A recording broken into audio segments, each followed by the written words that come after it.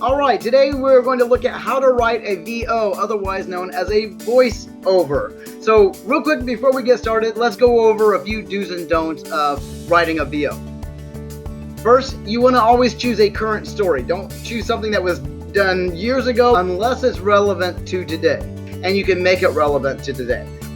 When writing, you are going to want to focus on a few concepts. First, you want your hook and headline. That's the very first sentence, otherwise known as the topic sentence, but this needs to be something that grabs your readers. Like, you wouldn't start with a date. On January 29th, 1968, you've already put your viewers to sleep.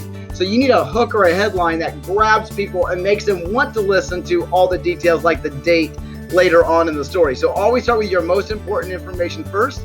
You need your 5 W's and H, which is the who, what, when, where, why, and how, and the FF, which are the fun facts. So the fun facts are the part of the story that we know you researched, that you wouldn't know unless you researched it or you were there.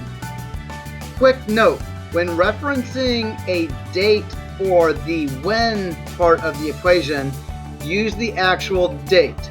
Don't say yesterday, today, or tomorrow. For example, you would not say yesterday the school assembly was held. You would say on September 4th the school assembly was held, because we might air your story several days later or several weeks later, and when your story airs, your reference to the time doesn't match. So always use a date when referencing a particular time. And always write in third person. Avoid saying you, avoid saying I or we or our. Always write in third person from the objective viewpoint. We're going to move on to the VO don't. Absolutely don't plagiarize. That is illegal. People go to jail for that, and if you get caught plagiarizing, it's an automatic 0. And if you have a partner, it's a 0 for them. Plagiarizing is copying somebody else's work, copying their work, pasting it into yours, saying this is my story. Okay, that's a criminal offense. So make sure you rewrite everything in your own words, and I've designed the VO to help you with that, and I'll show you that in a minute. Don't do stories on gossip, criminal stories, or negative stories. The only negative stories we cover are if they're actual news events. Like if there's a war overseas, yeah, that's a negative story, but it's a news story that we feel we need to educate our audience with. So those are the only negative stories we do if they're actual news events. Don't include the year if it's the current school year. So for example, I wouldn't say the marathon took place on September 21st, 2020, because I already know it's 2020, so you don't have to put the year. You only put the year if it was before this school year, like in 2019, or if it's coming up in another year, like the game will be released in September of 2022. Okay, now you can put the date. But if it's this month, last month, coming up sometime this school year before the summer, don't put the year, just put the date.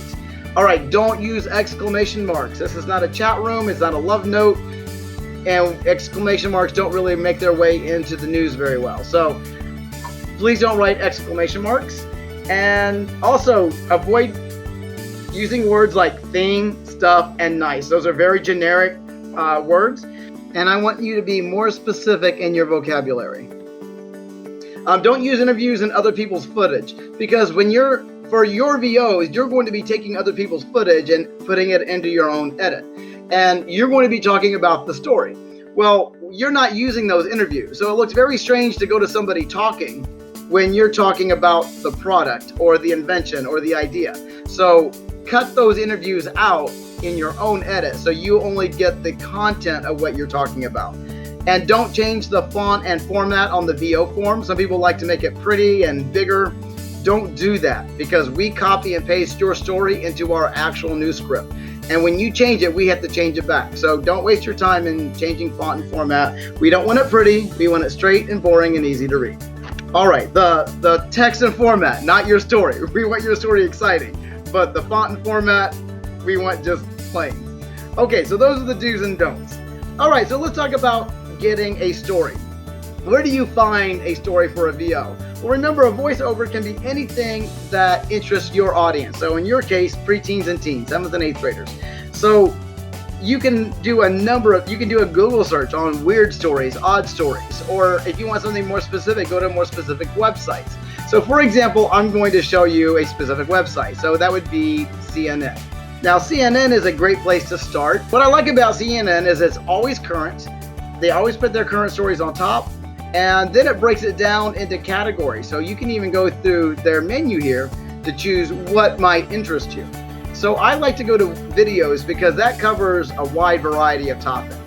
And so under videos, you can scroll down and look at all the different types of videos. So now you'll have to choose something that's appropriate for middle school, of course. One of the stories that I found was what happens when you eat mold. What a great story. You're writing one paragraph. So you have to be good at synthesizing your information and breaking it down into the parts that you need. And that's what I'm going to be teaching you in this video. Let's just read the first paragraph to get us started. Picture the scene. You've just made a sandwich packed with your favorite ingredients and taken a bite. After you've savored the first mouthful though, you notice a few spots of fuzzy green mold on the bread. Then fear begins to take over as you wonder what the fungus is doing to your insides. So, what are the real implications of ingesting mold by accident? Well, the answer may actually come as some surprise. Alright, so we're going to pause for a minute. We're going to go to the eval, which I've already showed you how to do. So let's say we've already brought up the eval in our Google Classroom, and we've already filled out all the blue parts. When we do the VOs, we're going to write first. That way we can match the video to our story. So I'm going to go down to the VO tab. We'll now begin writing our story. Now the orange part here is where you'll write your notes to help you write the story in your own words and prevent you from plagiarizing. Okay, so here's the hook in the headline. So as you notice back on this website, pretty much this whole paragraph is their hook. We only want a one-sentence hook. Sometimes a question is a great way to start. So what happens when you eat moldy food?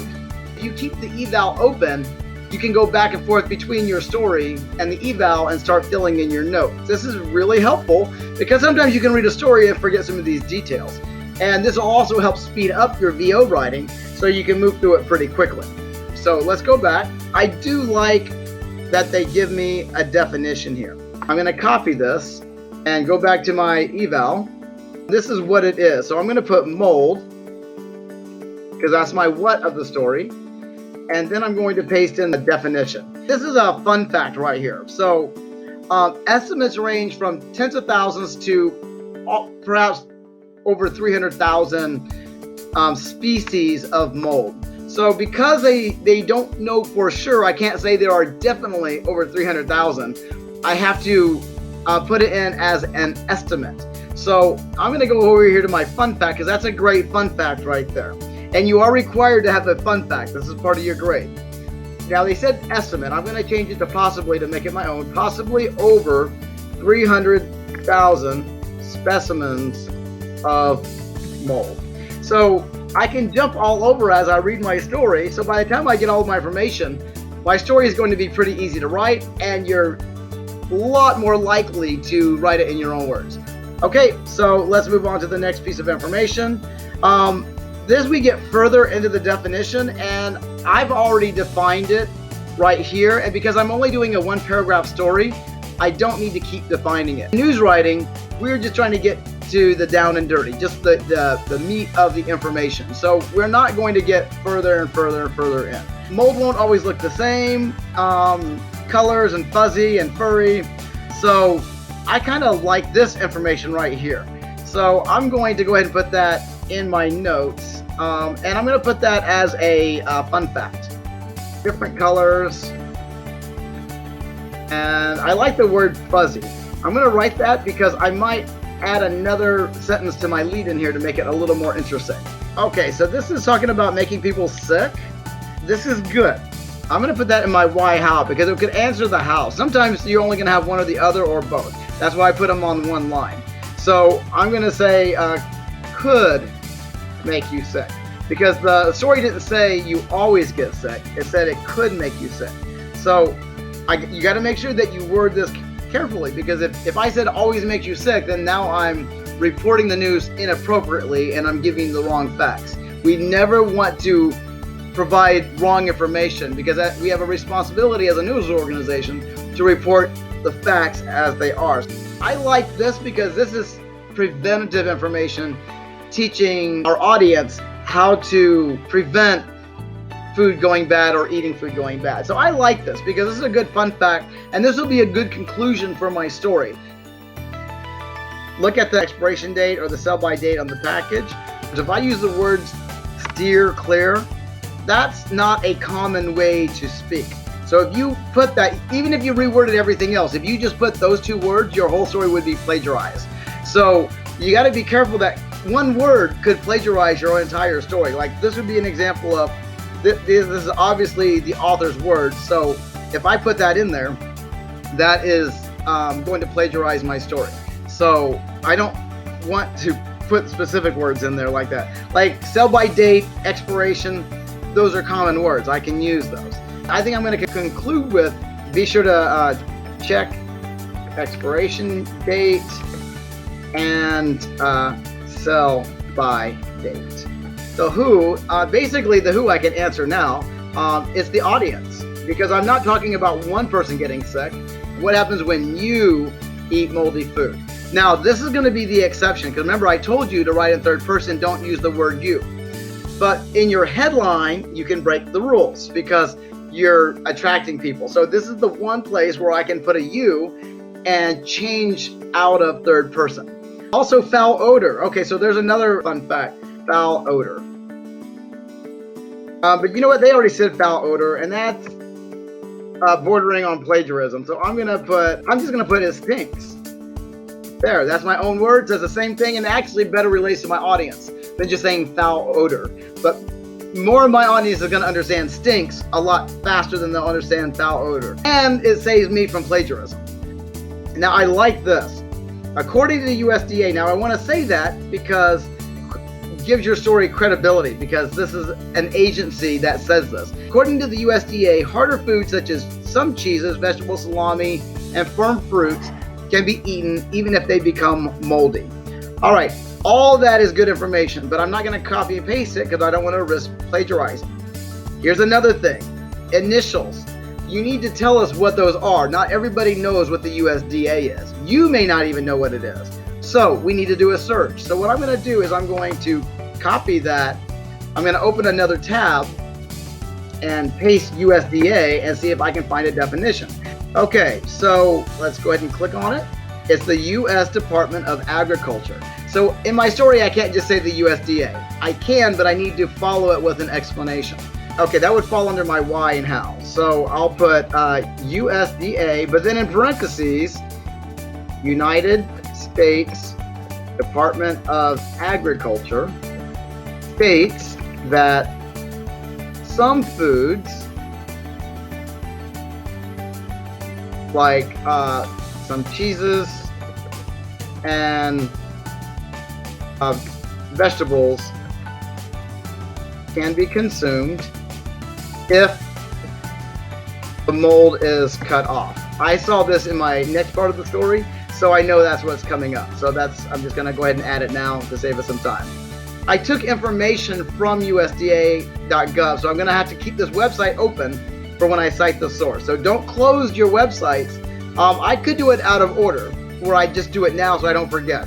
But because for the sake of teaching in order, I'm going to keep it open so I can refer back to it. I don't want to get all of this, but I do like foods that contain a higher level of moisture mold faster. So that's basically what all this is saying. So I'm going to break it down into my words. So I'm going to put this under my why how and put a semicolon.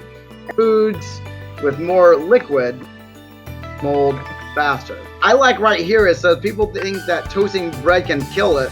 But the USDA, there's the USDA again, says otherwise. So I'm going to add that to my avoiding part. So semicolon after that and say, you know what, that because I want to end with that, I'm going to change that, put that after fuzzy. Cooking doesn't kill the mold. So experts claim there's usually no reason to worry if you consumed this type of fungi by accident. So you're not going to die, and I like this because now we have more credibility. No reason to worry if you consumed it by accident, but I also want to add this part. as long as your immune system is in good working order, because that changes it. Dr. Rudolph Bedford states that as long as you have a good immune system, you won't die from eating mold. I paraphrase. Now, you are allowed to use quotes. You are. But you have to write it in a very specific way for the VO. So if you scroll down on the eval, you'll see I'm adding more notes in pink boxes. So if you look in the pink boxes, this will give you information. So when using quotes, when using pictures, it gives you all the required information.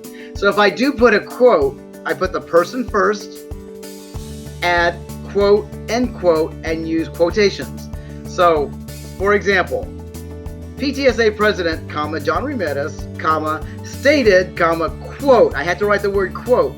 It was time the rule got changed, end quotation, and then actually write the word end quote, because our reporters will be reading those words.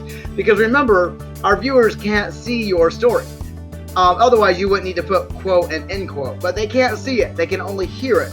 So we have to actually put those words in for our anchors to read so our viewers know. Okay, so we're going to go back up to the story. Here's where the exception is. Like if you have a poor immune system, if you do regularly vomit, or you're feeling ill for a long time, I'm just going to say ill. I don't need to say vomit because they're talking about being sick. And I don't need to say what the doctor is going to prescribe. I'm going to put it after my mold here. I'll change that to a semicolon. However, if you do get sick over an extended period of time, it's recommended to seek out a doctor. Okay, the only thing I didn't cover is the when. Well, in this particular case, I don't have a specific day, because I'm not saying you ate moldy food today or yesterday. So my when on this story is going to be a little different. So I'm going to say when you have. Now I've got all my information. I feel like I've researched it thoroughly enough. In fact, I know more than what I wrote down. Now it comes to actually writing the VO. These are my notes, and right here in the blue is where you type your information. It's just 3 rows of boxes. And if you look below, I tell you exactly how to type it. So in this very first box is the title. If you come down here where it says information, that first box is the title, and then the next box I tell you what your title. It just gives you an example of somebody's story. In this case, I'm going to call mine eating mold. Now I don't want to just say mold because that's too generalized, but you never want to go more than 2 words. Don't go 3. 3, we're going to mark you down for organization. So 2 words max. Over here in my project title, since I'm doing a VO, I call it VO, and then I would call it eating mold. So that title needs to match my title over here in my VO. So I may not fill that part out when I'm first doing this because I don't know what my title is. Now I do, so I can go back and fill it out in the eval. All right, so back on the VO tab. Now what goes in this box? I come down, the date. So let's say it's September 1st. So that's okay. All right, this box here is a VO. So I'm just going to type VO. And by the way, we type all caps. Don't type lowercase. Up here it's okay, but your story needs to be in all caps. It even tells you right here. All right, so what goes here? Nothing. It's blank. It's blank. So leave this line blank. What goes here? Your period and name. I give you an example. For me, it would be 1/4 G. No periods, no commas, just a blank. Let's say I'm period 1. I would put a 1 space, last name, space, and my first initial. What goes in this box? Well, look down here. It's another blank. What goes in this box? It's shaded out. It's another blank. Same with this box. It's shaded out. Here's where I actually type my story. I am not going to type the whole story for you because I want to save time for this lesson. But I'm going to just start with my lead-in. What happens when you eat moldy food? So again, make sure I'm all caps. And then I'm going to go in and start adding all my details. You cannot forget this box right here. This is so important. If you don't complete this box, 0 on the whole thing. It's like plagiarism. So this box is extremely important. Well, what is this box? Well, down here it tells me it's my sources. And so you can see an example, CNN.com. Well, if I go back to my story source, I started at CNN, but it navigated me to this site. So my story is not from CNN. Now, here's another key. I don't need all of this gray text behind the main site. I only need what's in black. So if I click and highlight the black part only, right click and copy, I'm going to come over here to my eval and paste that in my sources and then hit enter. Okay, but if you remember, I went to another website. I went to USDA.gov to find out what my acronym meant. So I'm going to highlight that, copy it, and then come back over here and I need to put, now you're on a spreadsheet, so if you hit enter, it's just going to lock in the text box. So the way you have to do it on a spreadsheet, Alt Enter, hold down the Alt key on your keyboard, hit enter, and then paste, because we want them on different lines. Now here's the other thing, I don't need all the HTTPs and all the WWs, but you can't click on the link because it'll take you there. So I have to double click in my box off of the where the website is not there, and I can get rid of all the HTTPS, and then down here if I just click inside, I can get rid of all of this. So all I need is just the website itself. I don't need the WWs and I don't need the HTTP. This cleans it up really nicely. And I'm not done with my sources because I still have to get my pictures and my video.